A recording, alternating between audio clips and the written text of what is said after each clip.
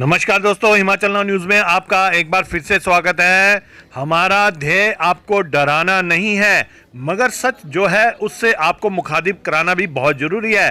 Corona का कहर अब जानलेवा साबित हो चुका है, तो संक्रमण के बाद आपके इलाज की कितनी गारंटी है, इसका जवाब आपको कोरोना पेशेंट देंगे। ये वो पेशेंट है जिन्हें बेड भी नसीब नहीं हुआ है, सड़क पर लेटे हुए हैं और इनके सामने से प्रदेश के मुख्यमंत्री जयराम ठाकुर सामने से गुजर गए हैं और उन्होंने जरा भी नजर उठाकर इनकी तरफ देखने की भी जरूरत नहीं की है। देखिए पूरा वाकया, ये गुजर रहा है मुख्यमंत्री का काफिला ठीक कोविड सेंटर के सामने से, और बाहर जो अस्पताल में जो यहाँ नाहन मेडिकल कॉलेज है वहाँ पे जो अव्यवस्थाएं हैं, जो हालात पैदा हो चुके हैं, उसको लेकर लोगों के मन में अब उबाल है, गुस्सा है। मगर क्या करें, हालात ही इतने बद से बदतर हो चुके हैं। तो ये है ऊर्जा मंत्री सुखराम चौधरी। चलो मुख्यमंत्री आगे निकल गए तो क्या हुआ, ऊर्जा मंत्री से वास्तव में जब इनकी चित्कार सुनी नहीं गई तो उनके पांव खुद ब खुद रुक गए और उन्होंने इन लोगों का, ये जो तीमीरदार है, कोरोना पेशेंट्स के जो तीमीरदार हैं, जिनका घर का परिवार का कोई साथी या तो बिछुड़ चुका है या फिर इस समय उनकी हालत खतरे की हद पार कर चुकी है, ये अपना दर्द मुख्य जो ऊर्जा मंत्री हैं सुखराम चौधरी उनके आगे बयां कर रहे हैं। एम्बुलेंस मंगाई क्योंकि साहब का प्रोग्राम था, एम्बुलेंस में बॉडी डाली, मेरे को बोलते कागज पे साइन कर दो। मेरे से डेंटिस्ट आई, मेरी पर्ची कहाँ है सर? ये तो सर आप खड़े हो हमारे साथ बात करने को भी। अभी रुक जाओ, मैं रुक जाता हूँ। हाँ जी ठीक है, यही हूँ जनाब, यही हूँ। Thank you sir.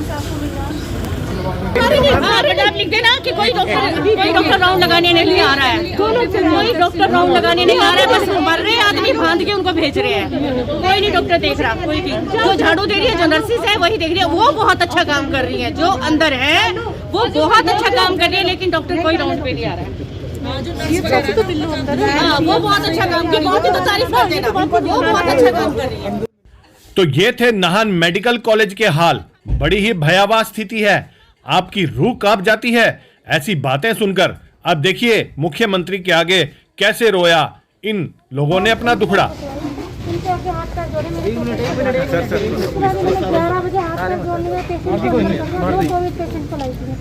एक तो एडमिट करा, दूसरे जाके ऊपर सो गई। जो आई स्पेशलिस्ट डॉक्टर थे वो ड्यूटी पे थे, उनको मैंने बोला, वो कहते मैं तो आंखों का डॉक्टर हूँ, मैं कुछ नहीं आपकी हेल्प कर सकता, आपके पेशेंट के पास ज़्यादा टाइम नहीं है, वो खत्म है। मैंने कहा कि मुझे पता है कि खत्म है, पर कुछ तो आप देखो। और जो दूसरे पेशेंट थे उनको फर्स्ट एड में एक पैरासीटामोल दी। उसके बाद सर हम सुबह उठे, हमारा पेशेंट डाउन डाउन डाउन 30, 32, 11, 12 ऐसे ऑक्सीजन जाए थी। हमने सलाह भी बात करी, हमें बोला कि वो शवशैया पे है, लेकिन आप हमें फिर भी यहाँ पे उम्मीद थी कि कुछ होगा। उसके बाद सर डॉक्टर आए, सुबह नहीं आए, मेरा मरीज मर गया। जब मैंने मर गया तो मैं रोई, मैंने हल्ला बताया तो सर पता नहीं कहाँ से डॉक्टर निकल के आए। उन्होंने मेरे भी पेशेंट को इंजेक्शन में ऑक्सीजन क्या क्या सुटा। जब मैंने बोला तो मर गया, 1 घंटे से मरा है, आप लोग आ नहीं रहे, आप बताओ करना क्या है। फिर वो मुझे कहते हैं कि ये सबसे ज़्यादा बोल रही, इसके पेशेंट को सर मेरा पेशेंट जो है 3 दिन से दाखिल है, उस 3 दिन तक कोई डॉक्टर अभी तक देखने नहीं आया। जब हमने सुबह सबने शोर मचाया तब डॉक्टर उपासना देखने आई, और जो मेरे रूम में सारे में है, किसी का 30, किसी का 42, किसी का 65 ऑक्सीजन लेवल चल रहा है, कोई डॉक्टर, लेकिन जो वहाँ पे काम करने वाली ये खड़े हैं डॉक्टर साहब, जो वहाँ पे गर्ल जो काम कर रही है वो बहुत अच्छा काम कर रही है, लेकिन डॉक्टर कोई नहीं देख रहा। जो कुछ बोलते हैं तो सिक्योरिटी छोड़ देते हैं हमारे पास। सर जो हमारे सीनियर डॉक्टर्स हैं, मैं उनके बारे में जनाब एक स्पष्ट बात बोलना चाहता हूँ, जो मेरा अपना पर्सनल एक्सपीरियंस है। ये लोग कोविड पेशेंट को देखने वार्ड के अंदर जाते ही नहीं है सर, बिल्कुल भी नहीं सर। ये वहाँ कमरे में बैठ के ऑर्डर देते हैं सिस्टर्स को कि आप जाइए, आप देखिए। सर तनख्वाह तो उनसे ज़्यादा ये लोग ले रहे हैं सर। तो सीओपीडी है, तब भी कोई टूट गई यहाँ से तकिए। वो लड़की जो झाड़ू दे रही है वो ऑक्सीजन लगा रही है, ऑक्सीजन देख रही है, वो ग्लूकोज लगा रही है। वाई कैसे हो सकता है यार, ऐसे कैसे कर सकते हैं? सर 5-5 वेंटिलेटर है हमारे को। रात को ये बोला जाता है कि आप प्रदेश के कहीं भी बात कर लें और वहाँ बड़े हॉस्पिटल में ले जाएं, हमारे पास इंतजाम नहीं है। बड़ी मुश्किल से तो बैठ इसीलिए बात कर, और वेंटिलेटर भी सर यहाँ पे अभी तक ऑन नहीं करे इन्होंने। कैसे पड़े हॉस्पिटल में भगवान है डॉक्टर, वो तो 3-4 दिन से बिंदल जी ने अब ये हॉस्पिटल हमारा नीचे वाला खुलवाया, फ्राइडे को जब मैं ऊपर बंद था कोई नहीं देख रहा। तो मुख्यमंत्री से आस लगाए इन परेशान दुखी लोगों ने अपनी गुहार तो लगा दी है, अब देखना यह है कि मुख्यमंत्री इनको कितनी राहत पहुंचा पाते हैं। बहरहाल देखिए, ये सामने से मुख्यमंत्री का काफिला निकल रहा है। थोड़ी उम्मीद इनको भी थी कि शायद मुख्यमंत्री रुककर उनका दर्द साझा करेंगे, मगर मुख्यमंत्री सीधे आगे निकल गए। और ये कोरोना पॉजिटिव पेशेंट हैं जिनके पति का देहांत भी हो चुका है। अब उम्मीद तो आगे देखना होगा कि क्या होती है। तो वहीं मुख्यमंत्री वैसे तो आज कोविड को लेकर के जिला में जो समीक्षा बैठक रखी गई थी उसकी तैयारियों को लेकर आए थे, और उन्होंने इस दौरान जो निर्माणाधीन नाहन मेडिकल कॉलेज का नया भवन है उसका निरीक्षण भी किया। कोरोना के समय में मुख्यमंत्री जब यहाँ पर आए हैं तो उन्होंने चलो सोचा कि नाहन मेडिकल कॉलेज का भी जायजा ले लेते हैं। हालांकि मुख्यमंत्री समझ रहे हैं कि वास्तव में स्थिति काफ़ी गंभीर है और लोगों की समस्या भी वाजिब है। तो मुख्यमंत्री के साथ काफिला है, साथ में राजीव सहजल हैं, स्वास्थ्य मंत्री डॉक्टर राजीव बिंदल हैं, ऊर्जा मंत्री सुखराम चौधरी हैं, प्रदेश अध्यक्ष सुरेश कश्यप भी हैं। तो उन्होंने यहाँ आकर देखिए ये इमरजेंसी वार्ड है, यहाँ का निरीक्षण किया। मुख्यमंत्री ने यहाँ पे जो मरीज हैं उनका दर्द भी साझा किया। ये इमरजेंसी वार्ड है, पूरा अस्पताल जो पैरा मेडिकल स्टाफ है और सफाई कर्मियों के सहारे ही चल रहा है। डॉक्टर तो कहीं बहुत कम देखे दिखाए नजर आते हैं। अब डॉक्टरों की भी क्या स्थिति होगी कहा नहीं जा सकता, मगर जो शिकायत लोगों की है वो जायज़ है। अब यहाँ का हाल देखकर भी आप चौंक जाएंगे। ये आईसीयू भवन है, आईसीयू वार्ड है, जहाँ पर जो ये मॉनिटर हैं, देखिए मुख्यमंत्री आ रहे हैं तो बड़ा ही हास्यपद सीन ये आपको नज़र आ रहा है। फटाफट से इन मॉनिटर से कपड़े हटा दिए गए हैं ताकि यह पूरा वार्ड चकाचक नज़र आए। तो देख सकते हैं बाहर मरीज सड़कों पे लेटे हैं, तो ये वार्ड पूरा का पूरा खाली पड़ा है, जो कि इस मेडिकल कॉलेज की व्यवस्थाओं की पोल खोल रहा है। अब ऐसी स्थिति में एमएस डॉक्टर जो हैं यहाँ के श्याम कौशिक, वो भी क्या करें जब डॉक्टर ही कोरोना से डरे हुए हैं और ड्यूटी देने के लिए 100 तरह के बहाने भी बनाते हैं। ऐसे में काम लेना भी बड़ा ही मुश्किल कार्य है। चलिए अब ये देखिए मेडिकल जो साइट है जहाँ पे मेडिकल कॉलेज की नई बिल्डिंग बन रही है, उसका भी मुख्यमंत्री ने अवलोकन किया और स्थिति का जायजा लिया।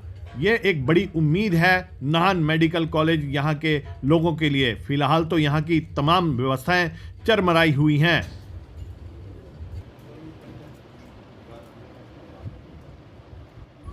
चलिए ये तो बात हुई अब ग्राउंड रिपोर्टिंग की। जो हमने हालात आज आपको यहाँ पर दिखाए हैं कोरोना को लेकर के, जो हालात जिला सिरमौर में बने हुए हैं, मौत का लगातार आंकड़ा बढ़ रहा है और जो हालात बिगड़ रहे हैं उसको लेकर के एक समीक्षा बैठक जो रखी गई है, तैयारियों को लेकर के, कोविड से निपटने को लेकर जो तैयारियां जिला सिरमौर प्रशासन के द्वारा की जा रही हैं, उसकी समीक्षा की बैठक लेने के लिए मुख्यमंत्री स्वयं आज यहाँ पहुंचे हैं। बहुत बड़ी बात है। और उसके बाद देखिए उन्होंने खुद क्या कहा। संक्रमण भी फैला है, संक्रमण के साथ साथ मृत्यु भी। और मैं बहुत ज्यादा हमको मैंने जा करके मैं कह सकता हूँ पिछले कल का आंकड़ा हमारे लिए दोनों दिन चुके, चाहे वो मौत हुई है लोगों की, चाहे वो मौत के साथ साथ में जो कोविड के एक दिन के जो पॉजिटिव केसेस आए हैं वो अभी तक का सबसे बड़ा आंकड़ा है।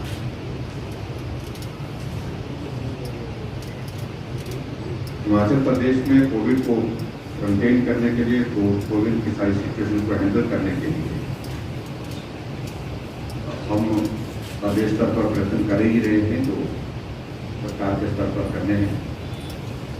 लेकिन उसके साथ साथ में जिले में जाकर के वहाँ डिटेल में चर्चा करके, विस्तार से चर्चा करके जो फीडबैक आ रहा है उसके आधार पर और बेहतर क्या किया जा सकता है उसके लिए भी। इससे पहले मैं मंडी, कांगड़ा, सोलन, हमीरपुर, बिलासपुर, ऊना, इन सभी जिलों का दौरा कर चुका हूँ। शिमला कर रिव्यू जिला में जाकर के रिव्यू कर चुका हूँ। वायरस का संक्रमण भी तेज है। संक्रमण के साथ साथ में इस वायरस के कारण मृत्यु दर में भी बहुत बढ़ोतरी, बहुत बड़ी, कोई चिंता का विषय है। लेकिन ये परिस्थिति हिमाचल में ही नहीं है, पूरे देश भर में है।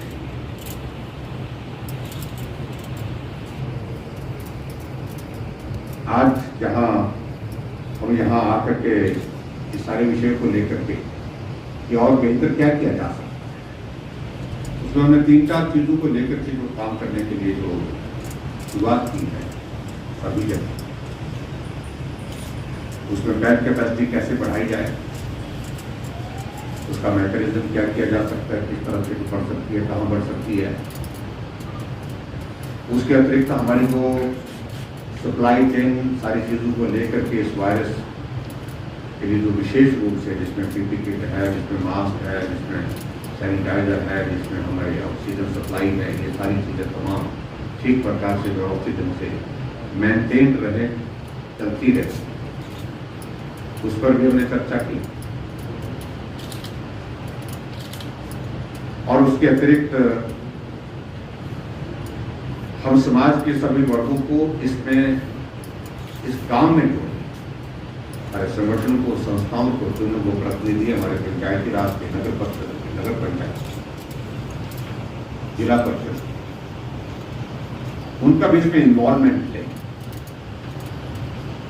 ताकि ये, क्योंकि ये संकट छोटा संकट नहीं, बहुत बड़ा संकट है। इस बड़े संकट में हम सब लोग मिल करके इसका सामना करें, इस चुनौती का, और इस दौर से प्रदेश को हम बाहर निकालने में सफल हुए। उस दृष्टि से भी हमने बातचीत की है। नाहन हमारा यहाँ पर मेडिकल कॉलेज है, जिला मुख्यालय है। मेडिकल कॉलेज का भवन अभी तक बन रहा है, काम चल रहा है,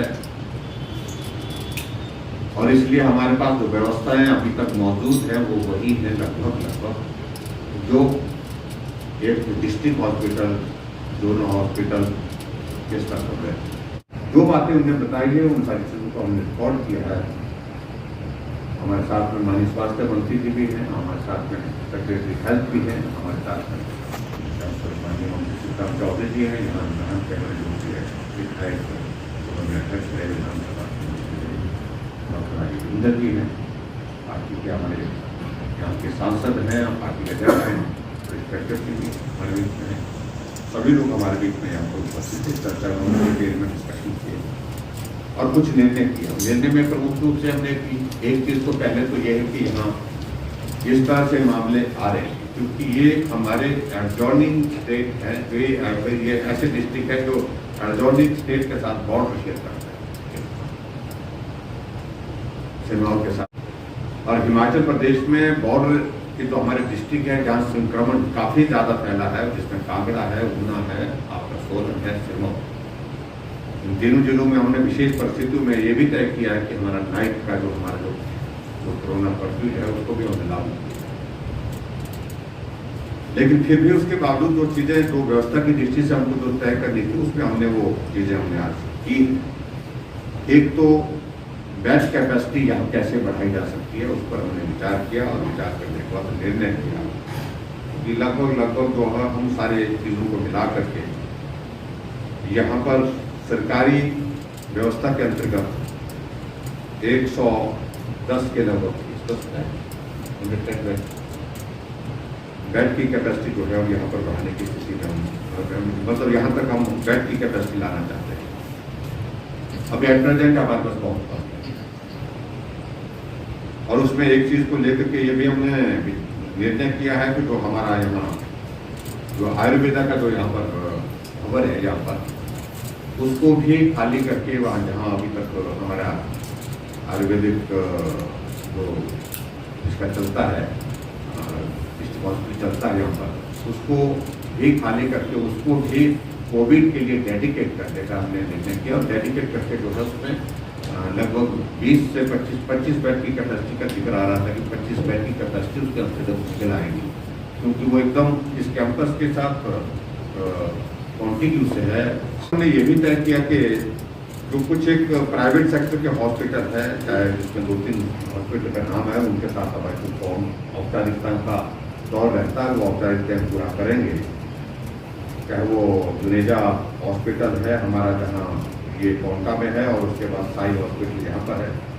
इसके अतिरिक्त हमने और चीज़ों को लेकर के जो बेड कैपेसिटी को और इन्हांस करने के लिए और बढ़ाने के लिए जो विचार किया है, उसमें डिग्री कॉलेज का हॉल और डिग्री कॉलेज के हॉल के साथ में जिला परिषद का जो हमारा खबर यहाँ पर हॉल है, कॉलेज हॉल है, तो उस हॉल में भी उसको भी हम डिस्ट्रिक्ट एडमिनिस्ट्रेशन जाकर के विजिट करेंगे और विजिट करने के बाद निर्णय करेंगे। अगर वो वहाँ पर अगर किया जा सकता है कैपेसिटी को बढ़ाने के लिए, बेड कैपेसिटी को बढ़ाने के लिए, तो उस पर भी आगे आकर हम विचार करेंगे, ताकि अगर ये कोविड का संकट और ज़्यादा बढ़ता है तो उस सूरत में हम लोगों को वहाँ पर जो है ट्रीटमेंट की सुविधा दे सकते हैं। यहाँ पर जो शॉर्टेज थी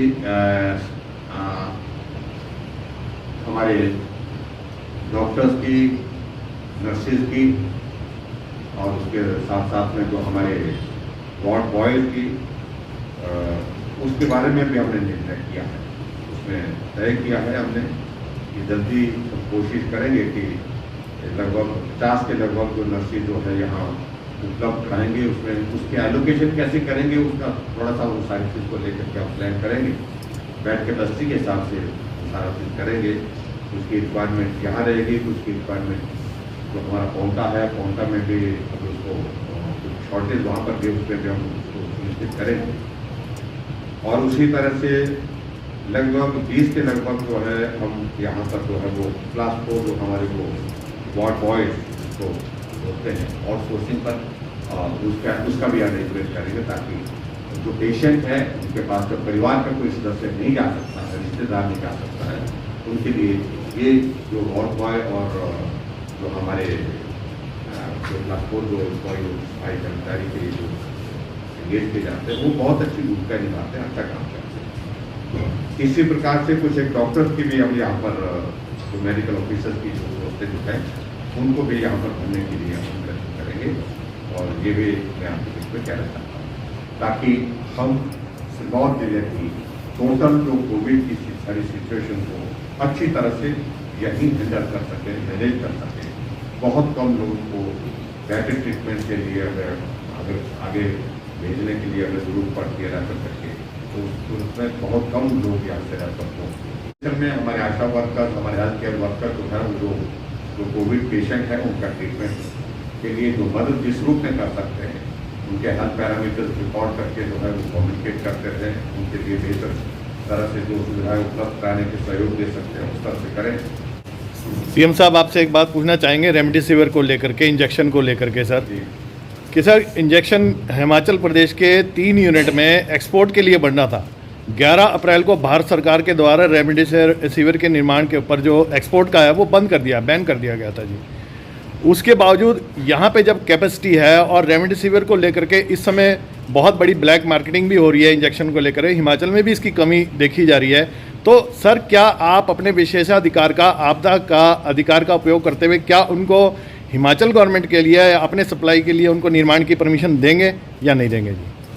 देखिए, ये बहुत ऐसा विषय है जिस विषय पर अब पूरा जो है जो डिजास्टर मैनेजमेंट एक्ट के अंतर्गत जो है इसकी एलोकेशन, इसकी प्रोडक्शन मॉनिटर होगी। रेमडेसिविर ऐसी मेडिसिन जिसके बारे में ये भी बड़ा स्पष्ट कह दिया कि ये सबको लगनी जरूरी है, ऐसा भी नहीं। ये वायरस के कंट्रोल करने के लिए मददगार है, लेकिन सबको लगानी है। और इस सारी चीज़ को लेकर के ये भी हमारे बहुत सीनियर डॉक्टर गुलेरिया ने भी एक बार नहीं कहा। डॉक्टर गुलेरिया, डॉक्टर राणा जो हमारे हिमाचल से हमारे एम्स के, और डॉक्टर पॉल ने भी, उन्हें भी बड़ा किया। ऐसी स्थिति में मैं इतना जरूर कहना चाहता हूँ कि जहाँ तक हिमाचल प्रदेश में एज ऑफ टुडे ऐसा बहुत ज़्यादा तो नहीं देखा गया है। कुछ जगह से इस बात के लिए बात आ रही है कि मेडिसिन नहीं उपलब्ध हो पाती है।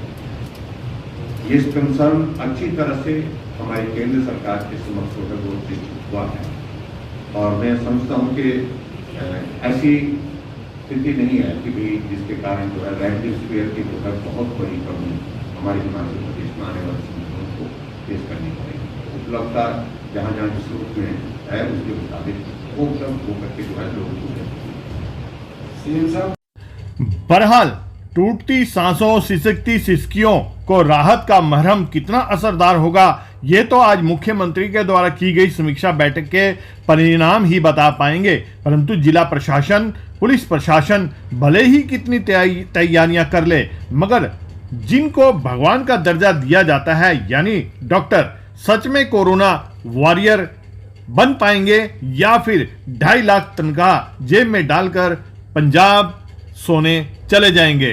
HNN न्यूज के लिए नाहन से शैलेश सैनी की रिपोर्ट।